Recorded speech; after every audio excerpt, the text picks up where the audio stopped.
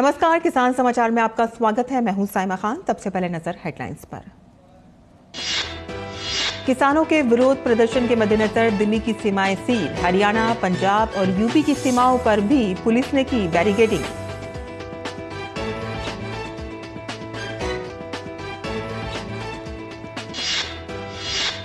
किसान नेताओं की केंद्रीय मंत्रियों के साथ चली बैठक। केंद्रीय मंत्री अर्जुन मुंडा ने कहा कि किसान संगठनों के साथ बैठक में बातचीत के माध्यम से समाधान निकालने पर जोर।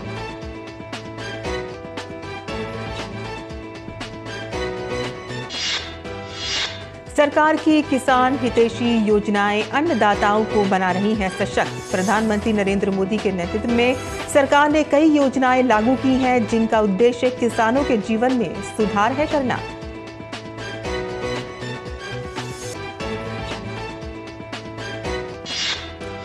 स्वास्थ्य मंत्री डॉक्टर मनसुख मांडविया ने कल नई दिल्ली में AIIMS SBI smart payment card की शुरुआत की। AIIMS SBI smart payment card AIIMS नई दिल्ली में बिना किसी परेशानी के इलाज के लिए भुगतान करेगा सुनिश्चित।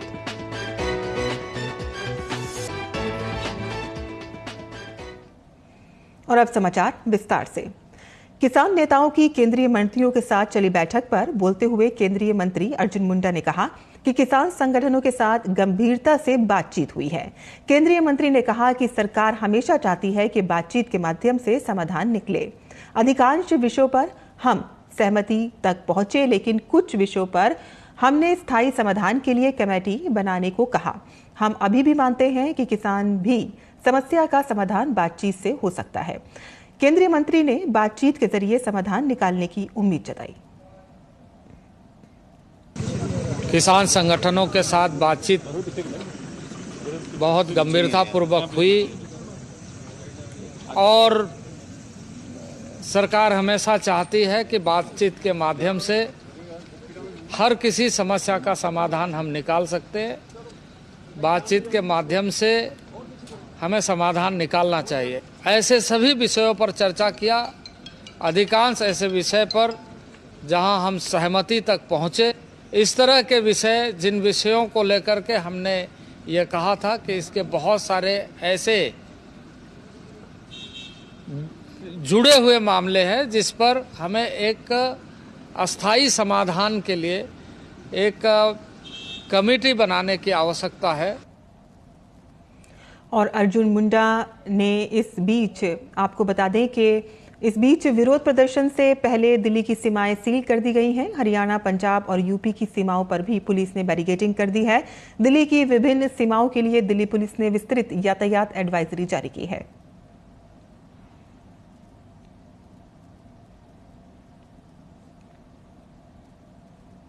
और सरकार की किसान हितैषी योजनाएं अन्नदाताओं को सशक्त बना रही हैं। गरीबों, युवाओं और महिलाओं के साथ साथ किसानों का कल्याण भी सरकार की प्राथमिकता रही है। प्रधानमंत्री नरेंद्र मोदी के नेतृत्व में सरकार ने कई योजनाएं लागू की हैं जिनका उद्देश्य वित्तीय सुरक्षा, कौशल विकास, बाजार पहुंच और टिकाऊ कृषि पद्धतियां प्रदान करके किसानों के जीवन में सुधार करना है। आइए नजर डालते हैं इन योजनाओं के बारे में। प्रधानमंत्री मोदी ने वर्ष 2019 में प्रधानमंत्री किसान सम्मान निधि योजना पीएम किसान की शुरुआत की थी। पीएम किसान छोटे और सीमांत किसानों की सहायता के लिए बनाई गई एक आय सहायता योजना है। इस योजना के तहत पात्र किसानों को 3 समान किस्तों में सालाना 6,000 रुपए की सीधी वित्तीय सहायता मिलती है। इस योजना से उनकी आय में उल्लेखनीय वृद्धि हुई है और उनके जीवन की गुणवत्ता में सुधार हुआ है। पीएम किसान सम्मान योजना के तहत सीमांत और छोटे किसानों सहित 11.8 करोड़ किसानों को प्रत्यक्ष वित्तीय सहायता दी जाती है। प्रधानमंत्री फसल बीमा योजना साल 2016 में शुरू की गई थी। पीएमएफबीवाई किसानों को किफायती प्रीमियम पर व्यापक फसल बीमा कवरेज प्रदान करती है। ये प्राकृतिक आपदाओं, कीटों या बीमारियों से होने वाले फसल नुकसान के लिए समय पर मुआवजा सुनिश्चित करती है। इस योजना से लाखों किसानों को वित्तीय सुरक्षा और स्थिरता मिली है। उनकी आजीविका सुरक्षित हुई है। पीएम फसल बीमा योजना के अंतर्गत 4 करोड़ किसानों को फसल बीमा प्रदान किया गया है। भारत सरकार कृषि लागत और मूल्य आयोग CACP की सिफारिशों, राज्य सरकारों और संबंधित केंद्रीय मंत्रालयों, विभागों के विचारों के आधार पर 22 अधिदेशित कृषि फसलों के लिए न्यूनतम समर्थन मूल्य, एमएसपी निर्धारित करती है। सरकार ने 2018-19 के केंद्रीय बजट में एमएसपी को उत्पादन लागत का 1.5 गुना रखने के लिए पूर्व निर्धारित सिद्धांतों की घोषणा की थी। पिछले 10 वर्षों में किसानों को धान और गेहूं की फसल के लिए एमएसपी के रूप में लगभग 18 लाख करोड़ रुपए मिले हैं। 2014 से पहले के 10 वर्षों की तुलना में ये 2.5 गुना अधिक हैं। वहीं पिछले 10 सालों में तिलहन और दलहन उत्पादक किसानों को एमएसपी के रूप में 1,25,000 करोड़ रुपए से ज्यादा मिले हैं। मृदा स्वास्थ्य कार्ड योजना 2015 में शुरू की गई। मृदा स्वास्थ्य कार्ड योजना किसानों को उनकी मिट्टी में पोषक तत्वों की स्थिति के बारे में जानकारी प्रदान करती है और साथ ही मिट्टी के स्वास्थ्य और उसकी उत्पादकता में सुधार के लिए लागू किए जाने वाले पोषक तत्वों की उचित खुराक पर सिफारिशें भी प्रदान करती है। 2014-15 तक देश भर में कुल 8,272 मृदा प्रशिक्षण प्रयोगशालाएं स्थापित की गई हैं। वहीं अब तक किसानों को 23.58 करोड़ मृदा स्वास्थ्य कार्ड वितरित किए जा चुके हैं। राष्ट्रीय कृषि बाजार ई नाम 2016 में लॉन्च किया गया। ई नाम एक इलेक्ट्रॉनिक ट्रेडिंग पोर्टल है जो पूरे भारत में कृषि बाजारों को एकीकृत करता है। ये किसानों को अपनी उपज ऑनलाइन बेचने, प्रतिस्पर्धी कीमतों की खोज करने और देश भर के खरीदारों से जुड़ने में सक्षम बनाता है। इस डिजिटल प्लेटफॉर्म ने कृषि व्यापार में क्रांति ला दी है और किसानों को उचित बाजार पहुंच प्रदान की है। ई नाम ने 1,361 मंडियों को एकीकृत किया है। इनमें 3 लाख करोड़ रुपए मूल्य का कारोबार हो रहा है और 1.8 करोड़ किसानों को सेवाएं मिल रही हैं। वहीं अब तक लगभग 8,000 किसान उत्पादक संगठन एफपीओ का गठन किया जा चुका है। प्रधानमंत्री किसान समृद्धि केंद्र अगस्त 2022 के दौरान शुरू की गई उर्वरक विभाग की एक पहल है। इसका उद्देश्य एक ही छत के नीचे उचित मूल्य पर उर्वरक, बीज, कीटनाशक जैसे गुणवत्तापूर्ण कृषि इनपुट उपलब्ध कराना है। ये मृदा प्रशिक्षण सेवाएं भी प्रदान करता है और अब तक सरकार 1,75,000 से अधिक प्रधानमंत्री किसान समृद्धि केंद्र स्थापित कर चुकी है। प्रधानमंत्री किसान संपदा योजना एक व्यापक योजना है जिसमें मंत्रालय की mega food park, integrated cold chain और वैल्यू एडिशन इंफ्रास्ट्रक्चर, खाद्य सुरक्षा और क्वालिटी इंश्योरेंस इंफ्रास्ट्रक्चर जैसी योजनाएं शामिल हैं। संपदा का मतलब है कृषि, समुद्री प्रसंस्करण और कृषि प्रसंस्करण समूहों के विकास के लिए योजना। प्रधानमंत्री किसान संपदा योजना से 38 लाख किसानों को लाभ हुआ है और 10 लाख रोजगार का सृजन हुआ है। प्रधानमंत्री कौशल विकास योजना 2015 में शुरू की गई थी। योजना का उद्देश्य किसानों और ग्रामीण युवाओं को कौशल प्रशिक्षण प्रदान करना है। इस योजना ने 40 मिलियन से अधिक किसानों और ग्रामीण युवाओं को आवश्यक कृषि कौशल से लैस करके उत्पादकता में सुधार और रोजगार के अवसर पैदा करके उन्हें सशक्त बनाया है। मछुआरों के कल्याण सहित मत्स्य पालन क्षेत्र के समग्र विकास के लिए 20,050 करोड़ रुपए के अनुमानित निवेश पर भारत में मत्स्य पालन क्षेत्र के सतत और जिम्मेदार विकास के माध्यम से नीली क्रांति लाने की एक योजना है। और किसान संगठनों द्वारा आज बुलाए गए दिल्ली चलो विरोध मार्च के मद्देनजर दिल्ली की सिंधु सीमा पर सुरक्षा कड़ी कर दी गई है।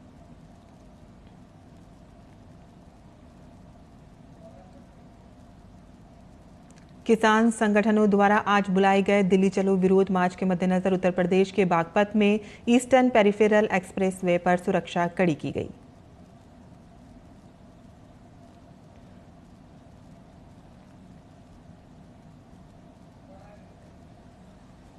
और दिल्ली से सटी उत्तर प्रदेश की सीमा पर सुरक्षा कड़ी की गई।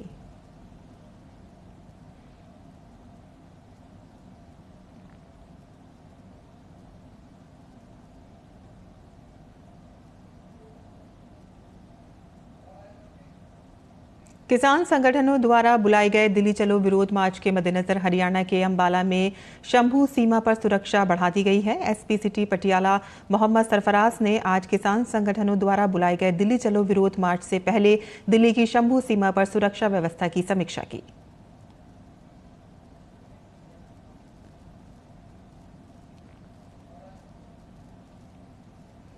पंजाब किसान मजदूर संघर्ष समिति के महासचिव सरवण सिंह पंढेर ने किसान यूनियन के साथ बैठक की। किसान संगठनों द्वारा आज दिल्ली चलो विरोध मार्च का आह्वान किया गया है। किसान संगठनों द्वारा आज बुलाए गए दिल्ली चलो विरोध मार्च के मद्देनजर दिल्ली की सिंधु सीमा पर सुरक्षा कड़ी की गई है।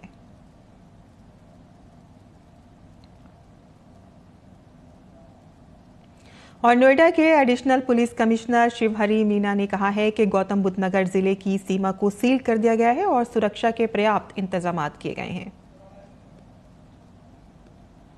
कमिश्नर गौतम बुद्ध नगर की पुलिस के द्वारा बॉर्डर सील कर दिए गए हैं। सारे बॉर्डरों पर बैरियर लगा के चेकिंग फ्रिस्किंग हो रही है। पर्याप्त मात्रा में फोर्स लगाई गई है, जिसके तहत पीएससी लोकल पुलिस के साथ साथ हमारी जो स्पेशल टीम है उसको लगाया गया है।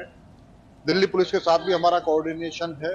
तो बॉर्डर सील है। किसी भी स्थिति में, किसी भी कंडीशन में जो कानून व्यवस्था की स्थिति है उसको बना रखा। देखिए, आप बता दें कि वार्ता का चैनल भी खुला हुआ है। पहले से हम लोगों की वार्ता हो रखी है। फिर भी अगर कोई आता है तो उसे समझा बुझाकर से बाहर नहीं जाने दें। और दिल्ली ईस्टर्न रेंज के एडिशनल सीपी सागर सिंह कलसी ने किसान संगठनों के दिल्ली चलो विरोध मार्च पर कहा है कि विरोध मार्च को लेकर बहुत कड़े इंतजाम किए गए हैं और साथ ही उन्होंने कहा है कि किसानों को शांतिपूर्ण तरीके से रोकने की कोशिश करेंगे।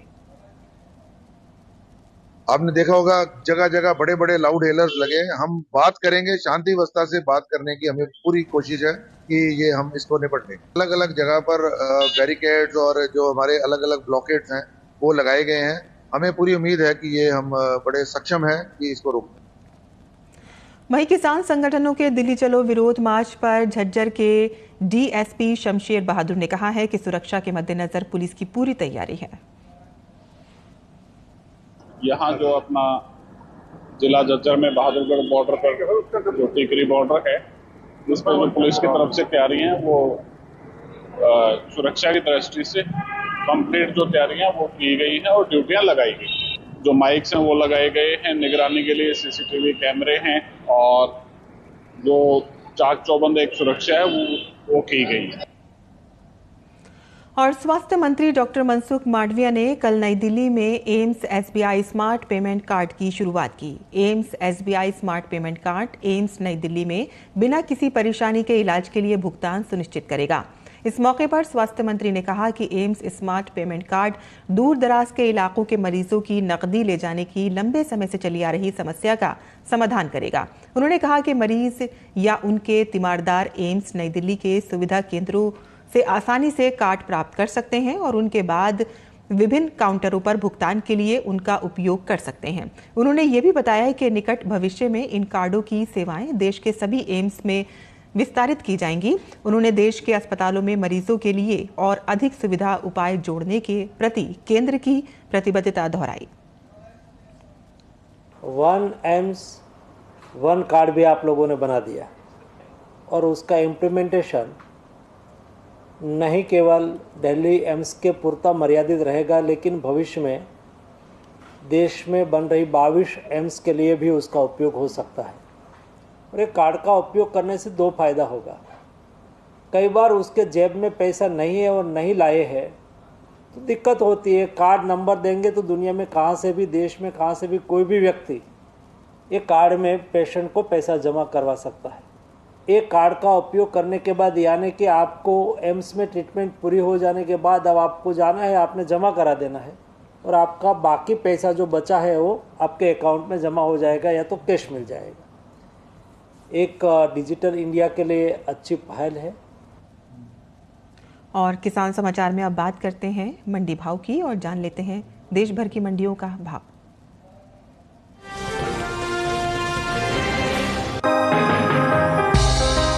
सप्ताह के पहले दिन सोमवार को गेहूं की आवक ज्यादातर मंडियों में सामान्य देखने को मिली। भाव पर नजर डालें तो जेतपुर और कोटा मंडी में गेहूं के सौदे मजबूती के साथ हुए। वहीं इंदौर मंडी में नरमी रही, जबकि दाहोद और गाजियाबाद मंडी में इस दौरान गेहूं के सौदों में कोई फेरबदल नहीं हुआ।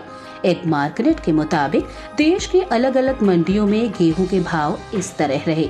गुजरात की दाहोद मंडी में 10 फरवरी को गेहूं का भाव रहा 2,900 रुपए।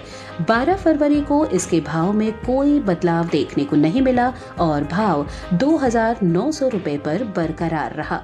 राज्य की ही जेतपुर मंडी में इस दौरान लोकवान गेहूं के सौदों में मजबूती के साथ कारोबार हुआ। यहां 10 फरवरी को गेहूं का भाव था 2,400 रुपए। 12 फरवरी को इसके सौदे 225 रुपए उछलकर 2,625 रुपए पर हुए। मध्य प्रदेश के इंदौर मंडी में 10 फरवरी को गेहूं का भाव था 2,400 रुपए। 12 फरवरी को इसके सौदे 61 रुपए लुढ़क कर 2,339 रुपए पर हुए। राजस्थान की कोटा मंडी में बीते शनिवार को गेहूं का भाव रहा 2,400 रुपए। सोमवार को इसके सौदे 25 रुपए मजबूत होकर 2,425 रुपए पर हुए। हालांकि उत्तर प्रदेश की गाजियाबाद मंडी में बीते 2 दिनों के दौरान धारा गेहूं के भाव स्थिर रहे। यहाँ 10 और 12 फरवरी को धारा गेहूं 2,580 रुपए पर बिका। गेहूं के उपज की बात करें तो इस साल देश में घरेलू स्तर पर रबी गेहूं की पैदावार रिकॉर्ड स्तर पर जा सकती है, जिसका असर गेहूं के बाजार भाव पर पड़ता दिख सकता है। कृषि मंत्रालय के तीसरे अग्रिम अनुमान के मुताबिक साल 2022-23 के दौरान देश में रबी गेहूं की उपज 1,127.43 लाख टन अनुमानित है, जो पिछले साल के उत्पादन की तुलना में 50.01 लाख टन अधिक है। वहीं बीते साल इस दौरान रबी गेहूं की पैदावार 10,177.42 लाख टन रही थी।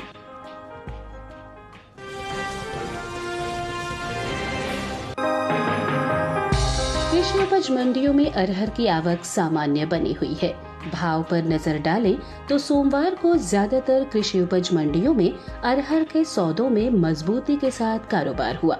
एग मार्केट के मुताबिक गुजरात की दाहोद मंडी में 10 फरवरी को अरहर का भाव रहा 8,600 रुपए। 12 फरवरी को इसके भाव में 100 रुपए की तेजी आई और भाव जा पहुंचा 8,700 रुपए प्रति क्विंटल पर। ध्रोल मंडी में इस दौरान अरहर के सौदों में बढ़त के साथ कारोबार हुआ। यहाँ 10 फरवरी को अरहर का भाव था 9,975 रुपए। 12 फरवरी को इसके सौदे 25 रुपए चढ़कर 10,000 रुपए पर हुए। राजकोट मंडी में बीते शनिवार को अरहर का भाव रहा 9,750 रुपए। सोमवार को इसके सौदे 125 रुपए टूटकर 9,625 रुपए पर हुए। उत्तर प्रदेश की अलीगढ़ मंडी में 10 फरवरी को अरहर का भाव था 8,740 रुपए। 12 फरवरी को इसके सौदों में 110 रुपए की मजबूती आई और भाव 8,850 रुपए हो गया। गाजियाबाद मंडी में अरहर के भाव की बात करें तो यहाँ भी अरहर के भाव में उठाव देखने को मिला। 10 फरवरी को यहाँ अरहर का भाव था 9,300 रुपए। 12 फरवरी को इसके सौदे 100 रुपए उठकर 9,400 रुपए पर हुए।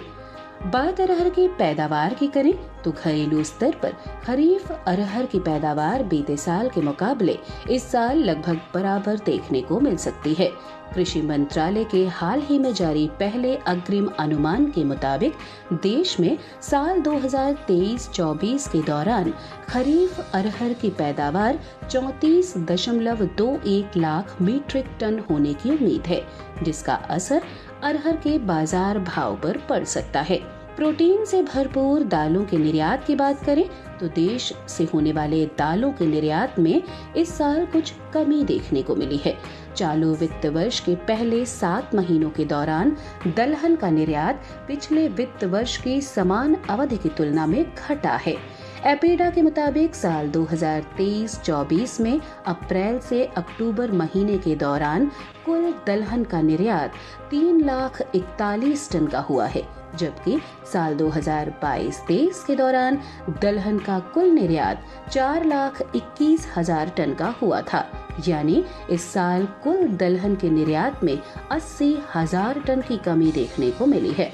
बता दें कि केंद्र सरकार की प्राथमिकता दलहनी फसलों के साथ साथ दूसरी फसलों के उत्पादन को बढ़ाना है और दलहन के उत्पादन में भारत को आत्मनिर्भर बनाना है।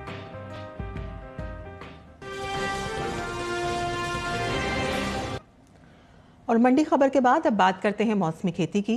किसान इस मौसम में कैसे रखें अपनी खेती का ख्याल, आइए देखते हैं।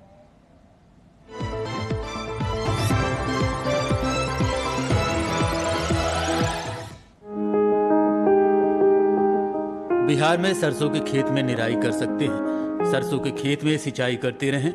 यहाँ मक्के के खेत में निराई करें। मक्के के खेत में ही जरूरी उर्वरक का इस्तेमाल कर सकते हैं। अभी गेहूं की बुआई करें। गेहूं के खेत में सिंचाई कर लें। किसान काबुली चने की बुआई करते रहें। काबुली चने के खेत में सिंचाई करें। बिहार में आलू के खेत में निराई कर लें। आलू के खेत में सिंचाई भी करें। इसके अलावा प्याज की बुआई का सही समय है। वहीं के किसान लहसुन के खेत में निराई कर सकते हैं। लहसुन में कीट लगने की संभावना बनी हुई है। ऐसे में लहसुन में कीटों से बचाव के लिए कीटनाशक का छिड़काव कर लें। झारखंड में प्याज की रोपाई कर लें। किसान गेहूं के खेत में सिंचाई करें। इस समय धान की बुआई करते रहें। धान में कीट लगने का अंदेशा है। ऐसे में धान में कीटों से बचाव के लिए कीटनाशक का प्रयोग कर लें। यहीं फूल गोभी की खेती के लिए खेत तैयार रखें। साथ ही पत्ता गोभी की खेती के लिए खेत तैयार कर सकते हैं। झारखंड में भिंडी की खेती के लिए भी खेत तैयार करते रहें। वहां आलू के खेत में सिंचाई कर लें। इसके अलावा टमाटर की खेती के लिए खेत तैयार करें। टमाटर के खेत में सिंचाई करते रहें। अभी करेले और कद्दू की खेती के लिए खेत तैयार कर सकते हैं। करेले और कद्दू के खेत में सिंचाई के लिए समय उपयुक्त है।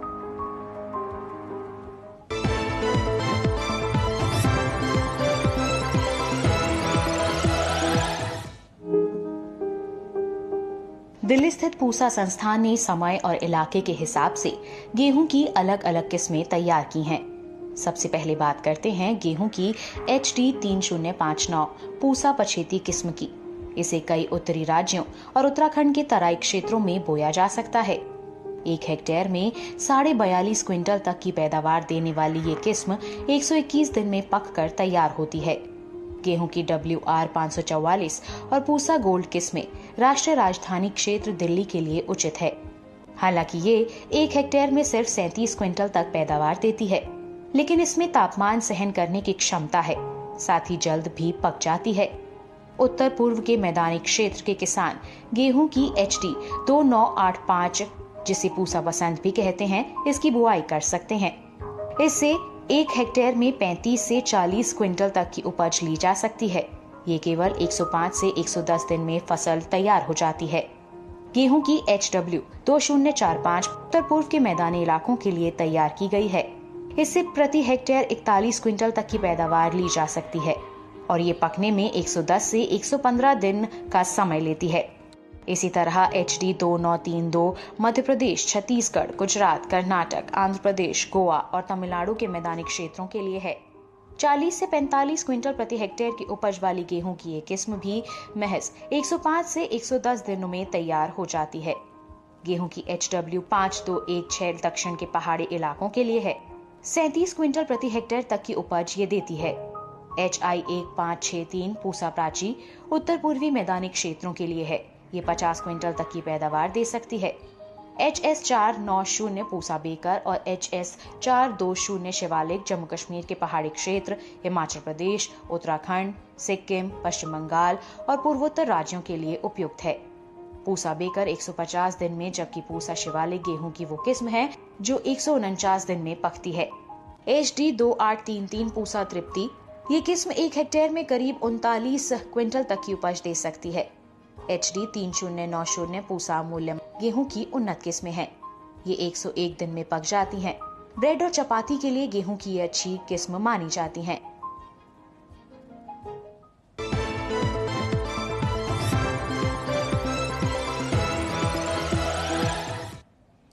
और खेती किसानी से जुड़ी खबरों के बाद आइए अपना नजर डाल लेते हैं कुछ और खबरों पर। खास खबर में एनसीपी के चुनाव चिन्ह मामले में शरद पवार ने सुप्रीम कोर्ट में याचिका दाखिल की। याचिका में अजीत पवार गुट को राष्ट्रवादी कांग्रेस पार्टी के रूप में मान्यता देने के चुनाव आयोग के फैसले को चुनौती दी गई। याचिका में अजीत पवार गुट को घड़ी चुनाव चिन्ह सौंपने पर सवाल उठाया। कांग्रेस से इस्तीफा देने के बाद अशोक चव्हाण ने कहा है कि आज वे अपने राजनीतिक करियर की नई शुरुआत करने जा रहे हैं। लोकसभा चुनाव से पहले कांग्रेस को झटका देते हुए महाराष्ट्र के पूर्व मुख्यमंत्री अशोक चव्हाण ने सोमवार को पार्टी से इस्तीफा दे दिया था। सुप्रीम कोर्ट ने गुजरातियों पर विवादित टिप्पणी के चलते राजद नेता तेजस्वी यादव के खिलाफ अहमदाबाद में चल रहे मानहानि केस को खारिज किया। आपराधिक मानहानि की शिकायत उनके केवल गुजराती ही ठग हो सकते हैं वाले बयान पर चलते दर्ज की गई थी। पश्चिमी बंगाल में प्रवर्तन निदेशालय की टीमों ने राशन घोटाले की जांच के सिलसिले में 6 अलग अलग जगहों पर छापेमारी की। राशन घोटाला मामले में ईडी की छापेमारी हो रही है। ईडी की टीम कोलकाता और इसके आसपास के इलाकों में फिलहाल आधे दर्जन जगहों पर जांच कर रही है। उत्तराखंड के हल्द्वानी में 8 फरवरी को हुई हिंसा के बाद स्थिति सामान्य हो रही है। भनपुलपुरा क्षेत्र में अभी भी कर्फ्यू जारी है। जिला प्रशासन ने कल अमन चैन कमेटी के तहत मुस्लिम धर्म गुरुओं को हल्द्वानी नगर निगम में हालात पर चर्चा करने के लिए बुलाया था। और चेन्नई के अन्ना विश्वविद्यालय में 2 दिन के क्षेत्रीय सामुदायिक रेडियो सम्मेलन का उद्घाटन हुआ। इस सम्मेलन का आयोजन सूचना और प्रसारण मंत्रालय कर रहा है। इसका आयोजन भारत में सामुदायिक रेडियो के 20 वर्ष पूरे होने के उपलक्ष्य में किया जा रहा है। और चेन्नई के तमिलनाडु में सीमा पार मछली पकड़ने के आरोप में गिरफ्तार हुए 18 मछुआरों श्रीलंकाई जेल से रिहा होकर चेन्नई पहुंच गए हैं। 16 जनवरी को कथित तौर पर सीमा पार करने के आरोप में श्रीलंकाई नौसेना द्वारा गिरफ्तार किए गए मछुआरों को अब जेल से रिहा कर दिया गया है। ये सब मछुआरे अब सुरक्षित वापस चेन्नई पहुंच गए हैं। और किसान समाचार में आज के लिए बस इतना ही। अनुमति दें। नमस्कार।